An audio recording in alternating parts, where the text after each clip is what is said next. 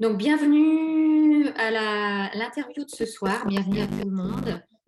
Bienvenue à l'interview de ce soir, Sylvie Chèvre et puis l'association SOS Boubou avec Christine Herba. Je vais déjà présenter l'association comportementaliste pour tous, qui est une association qui a été créée par Sylvie Chèvre, qui est avec nous ce soir, qui est comportementaliste interprète animalier, qui a créé l'association. L'association est composée de personnes en formation avec Sylvie Chèvre, donc tous bénévoles, et également de personnes qui ont été certifiées, donc qui ont fait toute la formation et qui ont passé un mémoire à la fin de leur formation. Donc tout le monde est bénévole. L'objectif en fait de l'association, c'est d'aider un maximum de propriétaires d'animaux et qu'ils puissent vivre avec leur animal une relation épanouie, donc que ce soit aussi bien du côté propriétaire que du côté animal. Donc les animaux, donc on retrouve les chiens, les chats et les chevaux.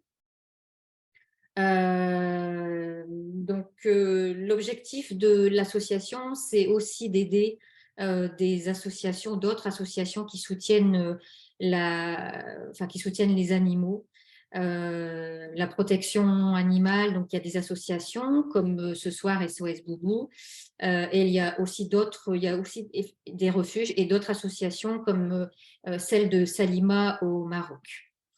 Donc, en fait, tous les dons vont aux associations et ce soir, vos dons iront donc à l'association SOS Boubou pour effectivement aider cette association. Les dons servent également à entretenir, entre guillemets, l'association, à savoir les publicités Facebook, que je ne me trompe pas, excusez-moi, la gestion du site internet, les publicités Facebook, les achats de photos pour les articles, par exemple. Donc, en fait, c'est une association qui, pour cette année, a effectué tous les 15 jours, en fait, le mardi soir, des conférences suivies de mini-coaching où, en fait, les comportementalistes en formation ou certifiés bénévoles aident en 20 minutes, dès que possible, en fait, les personnes qui ont demandé un conseil ou d'être coachées suite à la conférence ou à l'interview. Pour des problématiques bien particulières, donc là, que ce soit chat, chien ou même chevaux. Donc, je vais passer la parole à Sylvie Chèvre qui va interviewer Christine Herba de l'association SOS Boubou. Profitez bien de cette interview et prenez-en plein les oreilles et plein la vue. Je passe la parole à Sylvie et à Christine. Bonne soirée à vous, à tout à l'heure. Merci. Merci Fabienne. Bon, avant de démarrer cette interview, je vais quand même déjà remercier tout le monde. Remercier en particulier toutes les personnes qui nous ont fait confiance cette année pour prendre des consultations, parce que c'est grâce aux consultations que les gens ont payé, aux communications animales, au suivi d'accompagnement jusqu'à résolution du problème, que nous allons pouvoir faire un don assez important en fin d'année à SOS Boubou et que nous en avons fait un à Salima Salikadawi au Maroc. Et donc, c'est grâce à vous tous. Et puis, remercier aussi tous mes étudiants et les personnes que j'ai formées parce qu'elles ont assuré tous ces suivis et ces consultations, ces communications en bénévole. Donc, je remercie tout le monde puisqu'il y avait la fête du bénévolat, je crois, donc j'en profite pour remercier toutes les personnes parce que c'est vrai qu'on a fait quand même un beau boulot cette année. On a quand même aidé beaucoup, beaucoup de monde et c'est vraiment super de pouvoir aider les associations grâce à vous tous. Donc, on va passer à SOS Boubou. Alors, SOS Boubou, c'est une association que je connais depuis fort longtemps parce que j'ai toujours été passionnée de bouvier bernois. J'ai moi-même eu des bouviers bernois depuis très, très longtemps et j'en ai adopté 4 par SOS Boubou, entre autres. Et j'en ai fait adopter aussi à SOS Boubou par un certain nombre de mes clients. Donc, c'est une association que je connais très, très bien et dont je peux répondre vraiment à 100% au niveau de la façon dont elle est gérée, du travail qu'ils font Et donc, c'est vraiment une association fiable à ce niveau-là, parce que c'est vrai qu'on aime bien savoir où vont nos dons quand on en fait. Donc voilà, donc on va en parler un petit peu avec Christine pour que vous la connaissiez un petit peu mieux, cette association qui met très cher. Et c'est une petite association qu'il faut aider et pour laquelle je suis vraiment très investie et je vous invite vraiment à la découvrir. Donc on va le faire ce soir. Alors donc Christine, est-ce que tu peux nous présenter déjà un petit peu mieux SOS Boubou, toi? Oui, bonsoir à tous.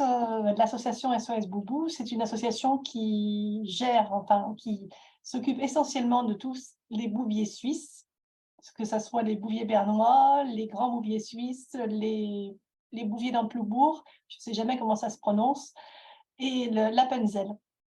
Bon, actuellement, on a essentiellement le bouvier bernois, donc c'est plutôt ce type de chien que nous aidons. Et nous aidons à tous les niveaux. C'est-à-dire que autant il y a des gens qui vont nous le confier, autant ça peut être aussi une aide. Par exemple, on le prend en charge et on se rend compte que du coup, il ne peut pas aller donc, dans une famille tout de suite. Donc, on a besoin de pension. On a beaucoup de soins. Enfin, on prend aussi les bouviers bernois, et tous les autres chiens, mais on se rend compte que finalement, on n'a pas beaucoup d'impact sur les autres races. On a quand même l'obligation de le prendre quand on a un qui se présente, mais on se rend compte qu'on a des difficultés. Voilà, c'est une association qui existe depuis 2007, donc ça fait déjà quelques temps. J'en ai repris la présidence depuis fin 2021. Mais il y avait déjà, c'est une association qui était déjà très connue et qui, voilà, c'est une des plus fiables, enfin, je ne vais pas dire le contraire, par rapport à la situation des bouviers bernois. Voilà, je ne sais pas ce que je pourrais vous dire d'autre, si ce n'est que... Peut-être expliquer comment vous fonctionnez un petit peu, parce qu'il n'y a pas de refuge à Non, l'association. voilà, c'est vrai, on n'a pas de refuge, on travaille sur toute la France et la Belgique. Et c'est vrai que le fait de ne pas avoir de refuge, ça nécessite d'avoir des familles d'accueil pour les cas très urgents, ou alors le chien reste dans la famille le temps de trouver un autre foyer. En principe, la plupart du temps, c'est comme ça que ça se passe. Le chien reste chez lui jusqu'à qu'on trouve une famille qui pourra l'accueillir avec les soucis ou pas qu'il aura. Donc voilà.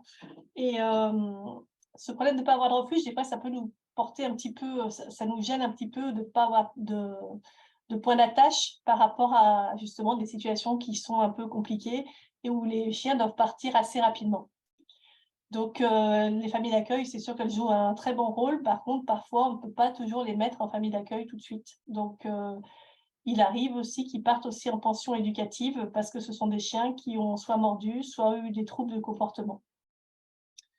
Voilà comment on fonctionne, mais c'est vrai que la plupart du temps, c'est quand même le chien reste quand même chez lui. C'est ce qu'on trouve le mieux pour qu'après, il n'ait pas 50 foyers le temps qu'il soit adopté. Et est-ce que vous avez, par exemple, suffisamment de familles d'accueil ou vous en avez toujours besoin encore d'en trouver? On en a toujours besoin, c'est toujours utile. On a fait dernièrement un petit peu on a un forum où on inscrit les familles et on a refait un petit peu les vieilles candidatures parce qu'en fait, de temps en temps, il faut voir si les gens sont toujours OK et on se rend compte qu'en fait, il y en a beaucoup qui ne sont plus familles d'accueil et qui, du coup, ne sont plus dans notre liste. Donc, c'est toujours intéressant d'en avoir qui soient prêts à le prendre un petit peu au pied levé parce que c'est comme ça le principe de la famille d'accueil. Très souvent, on a quand même des fois des loulous qui doivent partir assez rapidement du foyer où ils sont, ou alors pour d'autres raisons, parce que bon, si jamais il a mordu, voilà, ça peut être par contre, on travaille beaucoup avec une pension éducative qui prend nos chiens qui ont de grosses difficultés avant de les mettre en famille, parce qu'on sait qu'on ne peut pas forcément les mettre en famille s'il vient de mordre ou s'il y a vraiment des choses qu'on ne peut pas analyser tout de suite. Voilà un petit peu le principe de l'association. On essaye un petit peu aussi de regarder un petit peu si on peut sauver quelques chiens qui sont sur le bon coin. parce que bon, les familles les mettent sur le bon coin et nous, on essaye de les faire rentrer à l'association, mais ça n'a pas beaucoup d'impact, puisqu'en fait, les gens n'aiment pas trop travailler en fait avec les associations quand ils mettent un chien sur le bon coin. On en a Est-ce que récupéré. ça arrive qu'on vous demande d'intervenir pour des chiens, pour des maltraitances ou des choses comme ça? Pour récupérer des chiens de maltraitance ou… Ça nous arrive rarement. On a des fois des signalements, mais parfois ça n'aboutit pas. Ou alors, mais on manque un peu d'éléments là-dessus aussi, parce que des fois on a des signalements, mais nous on n'a pas du coup les contacts pour pouvoir intervenir à ce moment-là sur le chien, par exemple. Parce que des fois, par rapport aux brigades bénévoles, c'est pas toujours, enfin, on manque un peu d'être secondé par les personnes qui puissent intervenir sur place, en fait, avant qu'ils puissent être récupérés par l'association. Mais globalement, on n'a pas de signalement de maltraitance. La plupart du temps, c'est plutôt des chiens de famille qui sont placés par la famille, en fait. D'accord, donc c'est des demandes, en fait, on vous demande de vous abandonner les chiens, c'est ça? C'est ça. Ok. Tout à fait. En fait, ils remplissent un questionnaire et ils nous confient le chien jusqu'à qu'on trouve sa famille. Et en gros, vous avez à peu près combien de chiens dans une année à replacer? Ah, ouais, là, dans les chiens qu'on a placés, je saurais pas, je dirais des bêtises. Honnêtement, je dirais au moins une cinquantaine, voire plus. Ouais, quand même, hein. Et c'est essentiellement des bouviers, donc. Oui, essentiellement. On a quelques autres races, des croisés. Donc, ça, parfois, ils partent très bien aussi dans les familles, quand ils ont un petit air du boubou, en fait, hein, parce que s'ils sont pas trop, dès qu'ils sont un petit peu différents, les gens viennent vraiment chercher le bouvier chez nous, hein. Donc, on a de temps en temps l'Appenzell, ça nous est arrivé, le grand bouvier suisse, très peu. Le Lantlebourg, pratiquement pas. Après, Il n'y en a pas beaucoup non plus, donc voilà, c'est ça. Ouais. Et le grand bouvier suisse, c'est aussi un chien qu'on n'a pas beaucoup à l'adoption. C'est vraiment le bouvier bernois qui prime sur tous les quatre races qu'il y a. C'est vraiment le bouvier bernois qui prime là-dessus. ouais, mais le bouvier bernois, c'est quand même celui qui est le plus représenté, quoi. C'est ça. Il y en a beaucoup, hein. Et globalement, on vous les abandonne sous quels sont les motifs les plus fréquents? Est-ce que c'est souvent des chiens qui ont des problèmes de comportement ou c'est plus un prétexte pour abandonner, de ce que tu as pu constater? Le manque de temps, c'est énorme quand même, que de gens qui n'ont plus le temps, en fait, de s'occuper de leur chien. Le comportement, oui, ça devient un peu plus important maintenant. Quand on a rattaqué, là, on a repris avec la nouvelle équipe, on avait pratiquement que des chiens avec des soucis de comportement, donc qui ne pouvaient pas être adoptés tout de suite.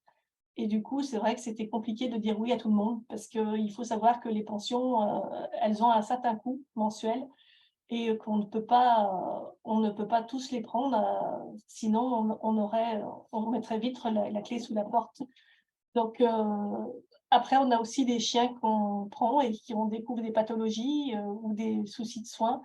Donc, du coup, à un moment donné, on s'arrête un petit peu de sauver les cas un peu difficiles pour soigner ceux qui sont déjà pris en charge. En fait, à partir du moment où il est pris en charge par l'association, on essaye de le garder, enfin voilà, de le soigner jusqu'au bout, pour pouvoir, jusqu'à qu'il trouve une famille ou pas, parce qu'on a certains qui sont en famille d'accueil, parce qu'ils ont des soins et des pathologies qui sont pas, les gens ne veulent pas adopter un chien qui a des gros coûts au niveau de la santé. En fait, tu sais, au niveau des problèmes de comportement, moi, ce que j'avais mis en place avec une association précédemment, c'était que quand les gens les appelaient pour abandonner un chien qui avait un problème de comportement, ils leur imposaient ils disaient, OK, on vous prend le chien si vous passez d'abord par des comportementalistes, par nous, entre autres, et que vous ne parvenez pas à résoudre le problème. À ce moment-là, on verra ça, mais dans un premier temps, essayez d'abord de le régler, quoi. Alors, nous, on a fait cette proposition à une famille qui a refusé parce que le coaching à distance, il n'y croit pas, en fait. Oui, mais il y a des comportementalistes sur place aussi. Oui, oui, bien sûr. Mais c'est vrai que du coup, nous, on a essayé La plupart du temps, quand même, quand il y a un problème de comportement, les gens veulent vraiment que le chien s'en aille et s'en aille assez rapidement. Donc du coup, c'est compliqué de leur dire d'attendre encore parce que dans leur tête, il faut vraiment que voilà, ils ont fait le choix de laisser tomber, et de mettre le chien à l'adoption.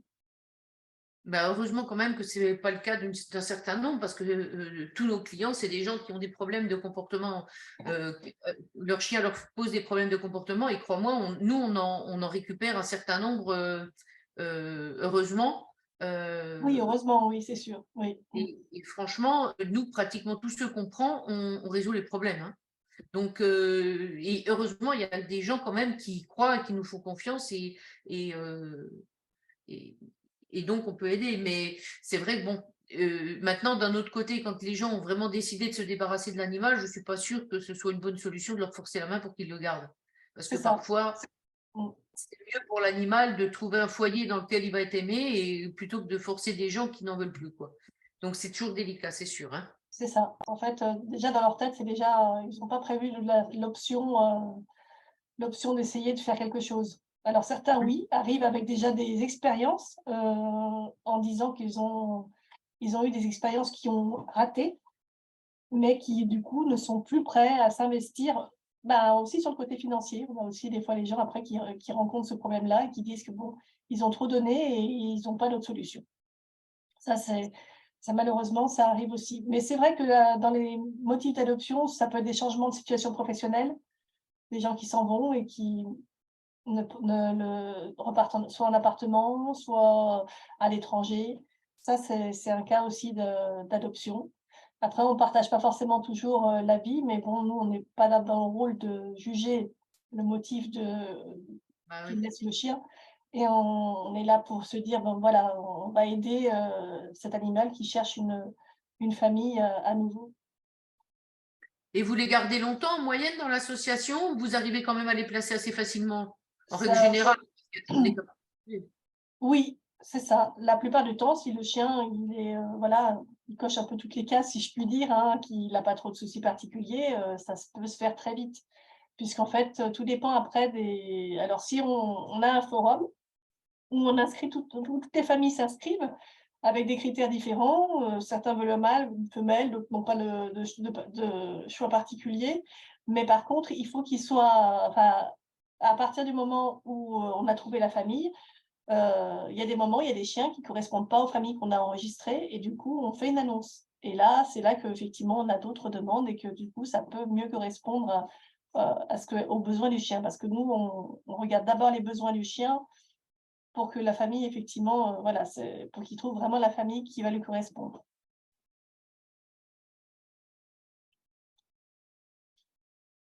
Et tu as une grosse différence en nombre de mâles et de femelles, ou c'est à peu près pareil, c'est à peu près Ah, équilibré? on a très très peu de femelles. Très peu de femelles. Honnêtement, essentiellement des mâles. Oui, ça ne m'étonne pas. Ouais. Mm. C'est un peu toutes les associations, en fait. Oui, Il y a oui. beaucoup. Ouais, Les ouais. femelles, au contraire, on en manquerait presque pour les gens qui attendent une femelle, mais là, on n'en a pas beaucoup, hein, c'est vrai. C'est par période, mais honnêtement, on n'en a quasiment pas, hein. Pas seulement au mâle. Là, le mâle, c'est beaucoup plus fréquent. Mhm. Et Et notamment, donc, d'ailleurs, dans ceux qui ont des troubles du comportement, c'est beaucoup plus chez le mâle que chez la femelle. On a eu très peu de femelles qui ont eu besoin d'études comportementales. C'est arrivé, mais c'est vraiment assez exceptionnel. c'est pas le même type de problème, surtout, je pense.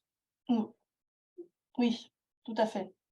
Parce qu'après, il y a eu aussi certains chiens qui ont traversé le confinement. Après, donc on n'a pas eu trop de placements finalement sous le confinement, mais il y en a certains qui ont rencontré des difficultés une fois que les gens ont repris leur petite vie et qu'effectivement, ils n'ont pas pu, ils n'avaient pas les mêmes, ils étaient moins présents à la maison et du coup, ça pouvait. Mais globalement, on n'a pas souffert trop de ça, d'abandon par rapport à l'après-confinement. Et vous avez beaucoup des retraités d'élevage aussi, ou On vous a aurez... très peu parce qu'on ne travaille pas beaucoup avec avec les éleveurs. À une époque, c'était beaucoup plus le cas. Nous, là, on n'en a quasiment pas. Ça nous arrive d'en avoir un de temps en temps, mais c'est vraiment exceptionnel.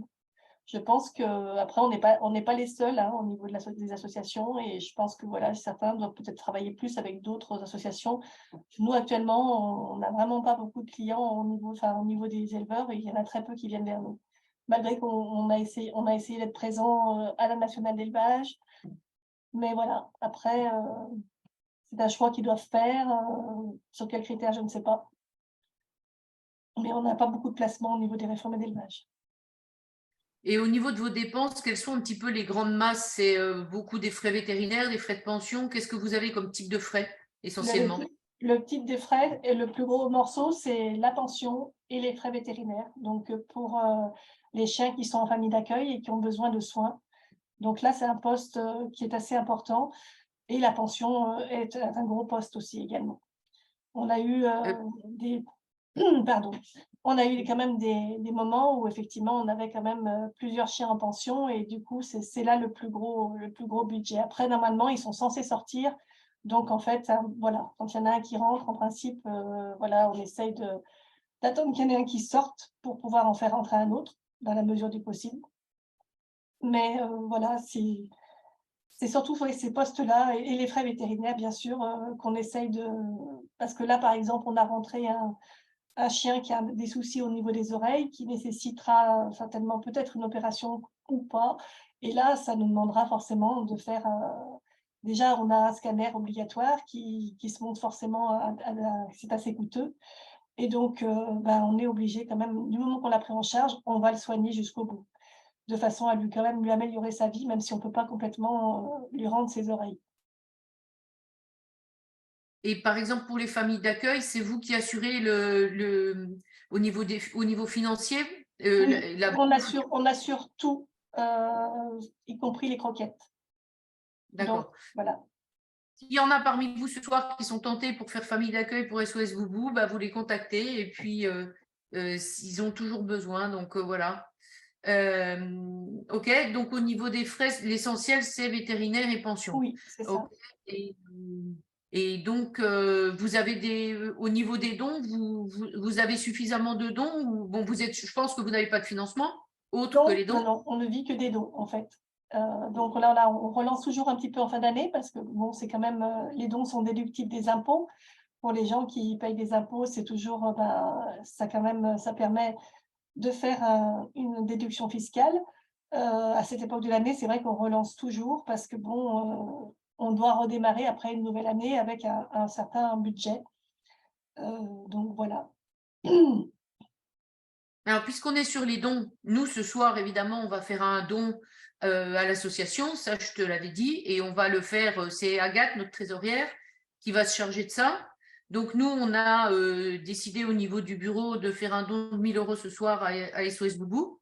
Et puis, on a fait Salima il n'y a pas très longtemps, et on verra si on peut encore faire quelque chose en début d'année prochaine en fonction de quand on aura un petit peu avancé sur nos comptes. Donc ce soir, Agathe, tu peux faire un virement de 1 000 € à SOS Boubou. Tu t'en occupes? Oui, je m'en occupe tout de suite. Super. Super. Donc on va faire ça nous ce soir.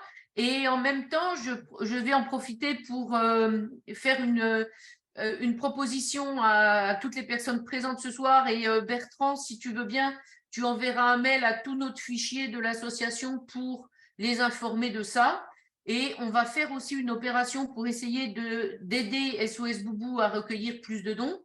C'est-à-dire que j'ai décidé, moi, pour cette fin d'année, d'offrir pour chaque don de 100 € à SOS Boubou. Alors 100 €, vous avez 66% de déductible, donc ça vous coûte 33 €.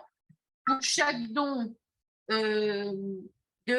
à SOS Boubou, de gens de notre fichier, et SOS Boubou me transmettra les dons qui auront été faits. J'offrirai personnellement des programmes vidéo à choisir parmi 4, où il y aura un programme sur le chiot, un programme sur le chien, un programme sur le chat et un programme de communication animale. Et les gens pourront choisir parmi ces programmes et j'offrirai un programme d'une valeur minimum de 97 €, donc en gros du montant de votre don, pour vous remercier d'avoir soutenu cette association qui me tient très à cœur et dans laquelle je suis investie et que je vais aider de mon mieux. Voilà. Donc, en fait, pour toutes les personnes présentes ce soir, c'est valable et ça sera valable également pour tous les gens qu'on a dans notre fichier, voire les gens du fichier SOS Boubou aussi, si ça peut vous aider à déclencher des dons. Christine, si vous voulez envoyer le mail, est-ce que tu veux que Bertrand te transmette le mail qu'on va envoyer à notre fichier pour que vous l'envoyiez au vôtre aussi? Oui. Comme ça, toutes les personnes qui feront un don minimum de 100 € à SOS Boubou, jusqu'à la fin du mois, en tout cas, ça c'est sûr. Et puis peut-être on va mettre jusqu'à fin janvier pour laisser un petit peu les choses se déclencher, laisser un peu de temps à ceux qui ne l'auront pas fait. Et donc on offrira des programmes. Alors il y aura un programme donc qui est éduquer votre chiot en douceur. Il y aura un autre programme qui est de préparation à la communication animale, un autre qui sera sur la malpropreté du chat et un qui sera sur l'agressivité du chien. Voilà. Donc, je ne peux pas faire mieux. Il y aura un programme à choisir parmi ces quatre-là pour toutes les personnes de notre fichier qui auront fait un don de 100 € minimum à SOS Boubou. Voilà ce que j'avais décidé de faire, moi, pour cette séance. En tous les cas, merci beaucoup. Merci pour ce beau geste. Ça va intéresser un certain nombre de personnes. Toute l'équipe vous remercie beaucoup pour nos boubous. Et est-ce que tu as des choses, toi, à rajouter que tu aimerais dire, là, ce soir, après ce petit tour? Nous, on aimerait voilà, que du coup, on arrive quand même à sauver de plus en plus de chiens qui sont maintenant dans le besoin. Et donc, ça passe forcément par votre soutien. Et ça, c'est important pour nous. On a essayé de faire un maximum de changer un petit peu le dynamisme de l'équipe. On essaye un petit peu d'être un petit peu plus sur le terrain. Et voilà, que l'association vive le plus longtemps possible, grâce à tous. Et je vous remercie beaucoup. Nous, on fera tout ce qu'on peut de notre côté, mais évidemment, ça ne dépend pas que de nous. Et puis, tu sais que si vous avez besoin d'aide au niveau des problèmes de comportement des chiens que vous récupérez, on est là. Hein. Bien sûr. Et on le fera, bien entendu, bénévolement également pour l'association. On le propose toujours, hein, maintenant, quand il y a une adoption, on le propose toujours aux personnes si ça les intéresse. Donc, voilà, je pense Tu as eu des échos jusqu'à maintenant ou pas? Pas d'écho. La tentative qu'on a fait, oui, tu vois, elle a été, la famille a renoncé de par le fait de pas avoir la personne, ça se passe d'abord. Oui, enfin, ça, excuse-moi, mais c'est l'excuse parce qu'à la limite, elle aurait été motivée, elle pouvait toujours essayer, puis après dire, bah oui, mais c'était à distance, on n'a pas réussi, quoi. Je veux dire, c'est un prétexte, ça. Hein. Des cas à distance, je peux te dire, et mes étudiants peuvent te le dire, qu'on en résout des dizaines tous les mois, nous. Hein. Donc, et qu'on a beaucoup, beaucoup, beaucoup moins de cas qu'on ne réussit pas que les gens qui le font en visuel. Hein. Parce qu'on peut accompagner les gens justement toutes les semaines un petit peu. Alors que quand tu te déplaces chez les gens, tu fais une consultation de 3 heures. Nous, on ne fait pas des consultations de 3 heures ou 2 heures. Et puis après, on laisse les gens se débrouiller avec ce qu'on leur a dit. Nous, on fait une première consultation assez importante d'1 h 30 environ. Puis après, toutes les semaines, on accompagne les gens pour les amener à mettre en place les choses. Donc, on est à leur côté, on fait du coaching. Hein. Et donc, on ne peut pas faire mieux que ça, en fait. Et les résultats qu'on a, je t'assure que c'est des résultats que quasiment personne d'autre n'a. Et ça, mes étudiants peuvent le dire parce qu'on étudie tout un tas de cas dans le contexte de la formation et on a des résultats qui sont assez bluffants, même sur des cas qui au départ paraissaient presque insolubles. Hein. Oui, je comprends. Donc, non, mais c'est sûr. Vu comme ça, après, voilà, il faudrait peut-être aussi changer certaines mentalités parfois chez les personnes. Mais bon. Oui, mais ça, de toute façon, rien n'empêche d'essayer. Si elles ne veulent pas, c'est juste parce qu'elles veulent. Je pense que même dans un autre contexte, sans que ce soit à distance, elles ne voudraient pas plus, tu vois. C'est un faux prétexte. Bon. D'un autre côté, il vaut peut-être mieux pour les chiens dans ces conditions-là qu'on les replace dans une bonne famille où ils seront aimés que de les forcer à garder un chien qu'ils n'aiment plus. Voilà. C'est surtout ça le problème. Surtout ça. Tout à fait. Donc, tu as encore quelque chose à dire alors, parmi les gens qui sont là, est-ce que vous avez des questions à poser à Christine? Soit sur l'association, soit sur le Bouvier bernois, parce qu'elle connaît bien aussi s'il y en a qui sont intéressés par le Bouvier. Moi, j'aurais souhaité poser une question à Christine. Est-ce que vous voyez une différence au niveau des dons, par exemple, entre, j'allais dire, avant et la conjoncture actuelle, qui n'est pas forcément terrible? Est-ce que vous voyez quand même une baisse des dons? Comment vous voyez un petit peu le... Alors, je dirais que pour l'instant, c'est pas significatif parce que finalement, il y a vraiment les adeptes de l'association qui sont les grands fidèles qui sont là pour nous aider. Et après, c'est vrai qu'il faut aller les chercher, hein. Cette année, on a fait la relance des adhérents, par exemple, et ça a beaucoup fonctionné. Des adhérents qui n'avaient peut-être pas eu de nos nouvelles depuis un certain temps, parce qu'en fait, il n'y avait pas de renouvellement d'adhésion systématique, et ça a porté ses fruits cette année quand même au niveau des dons. Et je pense que il y a toujours par rapport à la race du Bouvier bernois, il y a toujours les grands passionnés. Après, c'est vrai que je pense quand même que sur la conjoncture, c'est surtout sur la démarche au niveau d'adoption, où là, on est en train de voir un petit moment de calme. Après, c'est toujours peut-être à l'approche des fêtes. Je ne sais pas si effectivement les gens, ils pensent peut-être à autre chose, mais les inconditionnels du Bouvier bernois viendront toujours nous voir, soit pour une adoption, soit pour nous aider. C'est vrai qu'on a un petit, peut-être que je pense que l'association de Sylvie a peut-être la même chose, mais on a vraiment une partie des gens qui sont fidèles à notre association. D'accord, merci.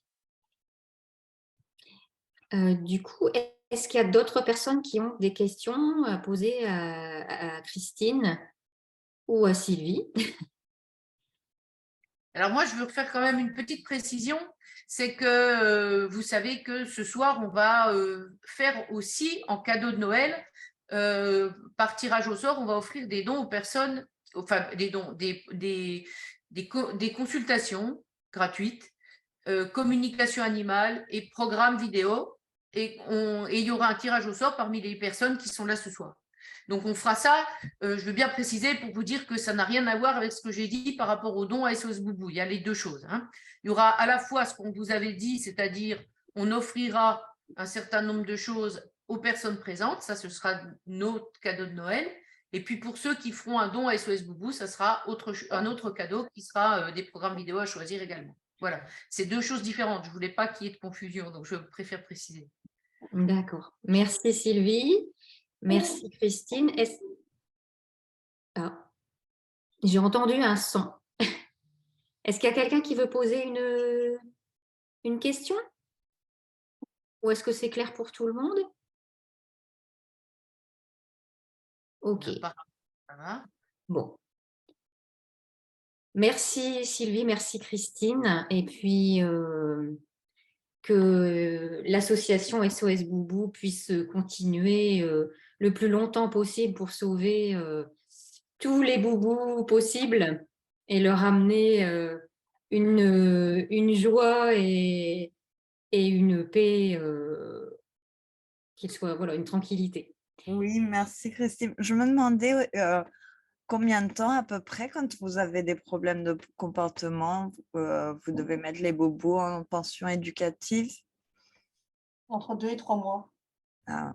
Et un ordre, combien ça coûte environ pour que les gens aient une idée des frais de fonctionnement Au niveau du coût mensuel, c'est un peu plus de 500 € Ouais. en ayant un tarif associatif. Donc voilà, donc ça va vite hein, quand on en a plusieurs. Oui. D'accord. En tout cas, merci beaucoup pour le travail que vous faites. Je vous en prie. C'est quelqu'un qui peut coûter autour de 1 000, 1 500 € rien qu'en pension? Oui. Ah ouais. Oui. Donc, ça monte vite au niveau des coûts. OK. Et oui, c'est pour ça que après on a obligé. Donc, il y a besoin de tout le monde là. OK. Bon. Ben, on te laisse reprendre la main, Fabienne, alors. D'accord. Donc, merci toujours, encore merci Christine, merci Sylvie.